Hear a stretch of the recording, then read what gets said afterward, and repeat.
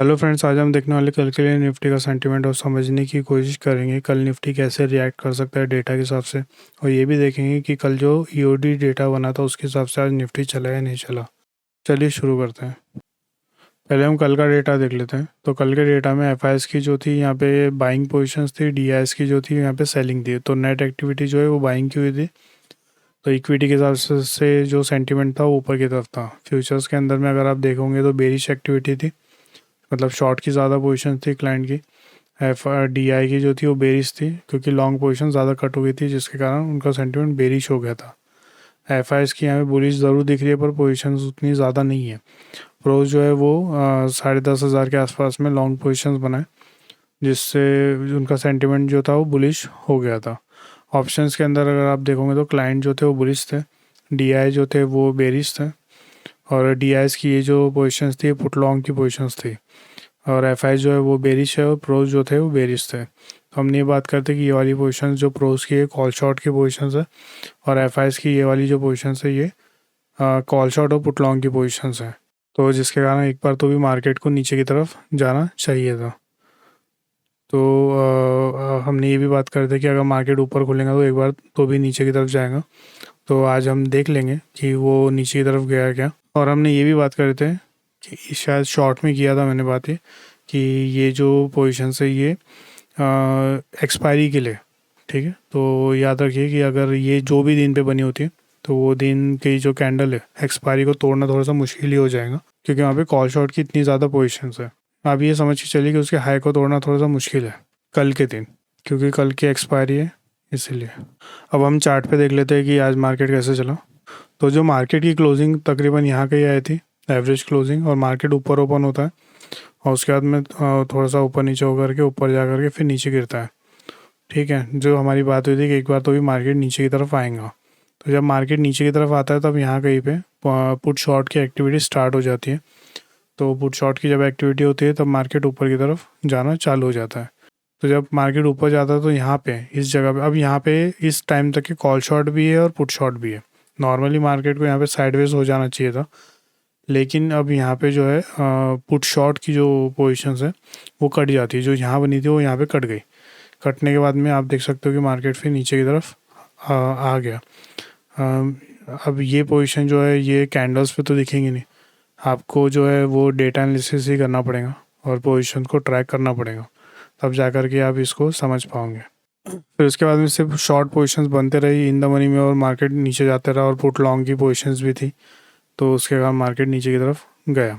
तो अभी हम देख लेते हैं कि जो आज का ईओडी डेटा है वो क्या बता रहा है।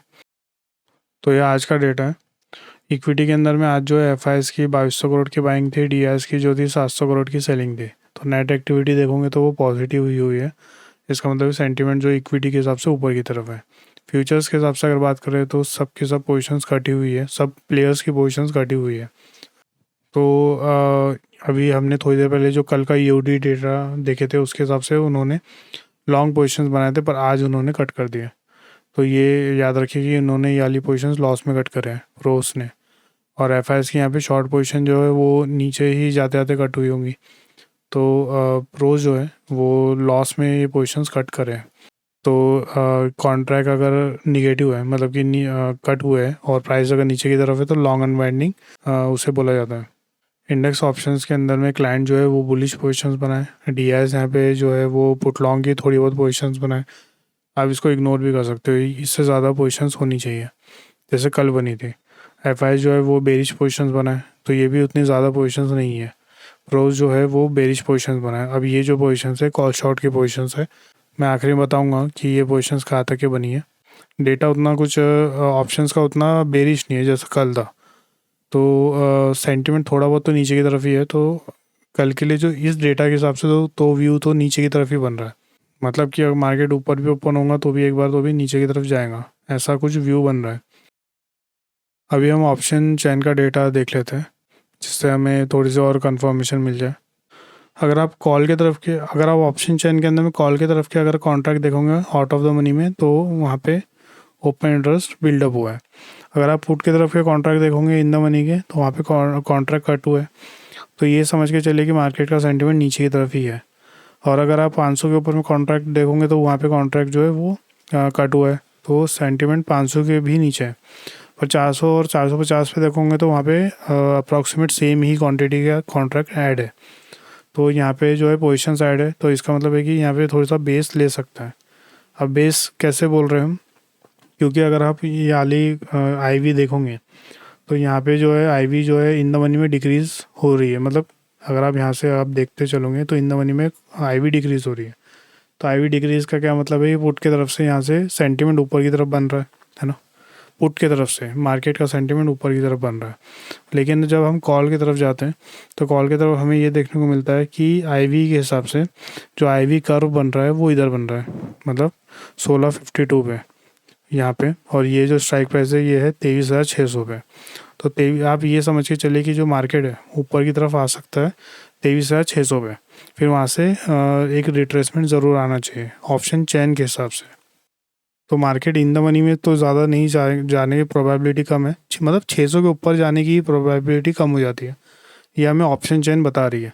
और इन द मनी में जाने की जो चांसेस है वो भी कम है, क्योंकि अगर आप यहाँ देखोगे तो यहाँ पे कॉन्ट्रैक्ट ही नहीं है, कॉन्ट्रैक्ट है 450।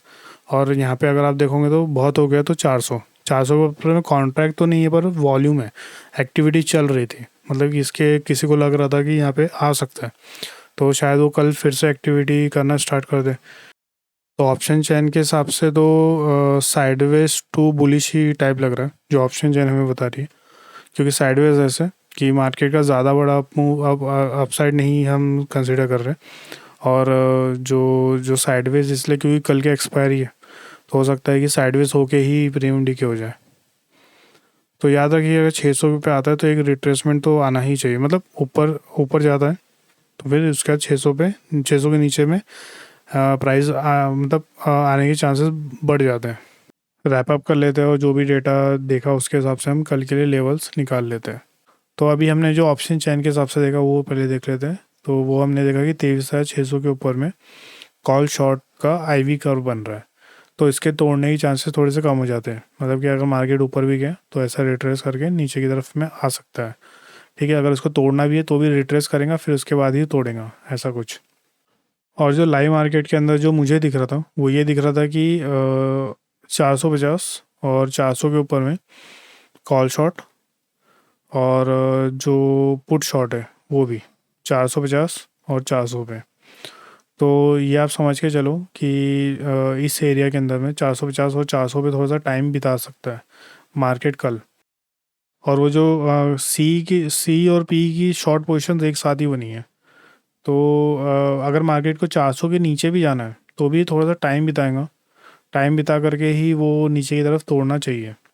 और एक और चीज़, मार्केट अगर ऊपर भी जाता है तो भी नीचे की तरफ ही आएगा, क्योंकि हमने अभी देखा कि ऑप्शंस के अंदर में पोजीशंस बनी है। ऊपर का तो कोई व्यू है नहीं अभी तक के, सब नीचे के ही व्यू है।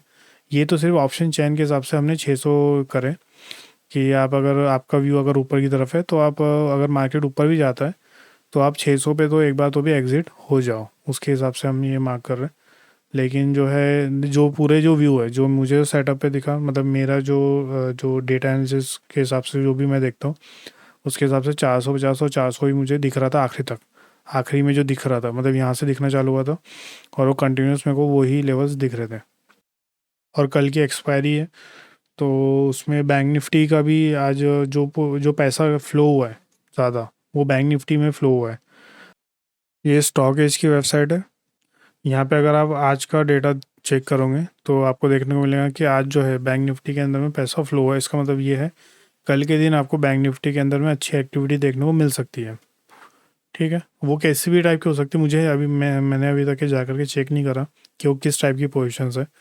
लेकिन आप ये समझ के चलिए कि जो भी कुछ होगा वो बैंक निफ्टी में अच्छा होगा, निफ्टी से थोड़ा सा प्रिडिक्टेबल भी होगा बैंक निफ्टी। तो जो भी आप निफ्टी में ट्रेड करते हो आप निफ्टी में ही करो, पर एक जो रहता है ना कि जो सेंटिमेंट है एक बार बैंक निफ्टी से भी ले लेना कल कि बैंक निफ्टी क्या बोल रहा है और बैंक के शेयर्स क्या बोल रहे हैं। अगर कुछ भी चेंज होता है डेटा में तो मैं टेलीग्राम चैनल पे अपडेट कर दूंगा, आप वहाँ पे अगर ज्वाइन नहीं हो तो आप वहाँ पर ज्वाइन हो जाओ, डिस्क्रिप्शन में लिंक है उसका। तो देखते हैं कल मार्केट कैसे रिएक्ट करता है।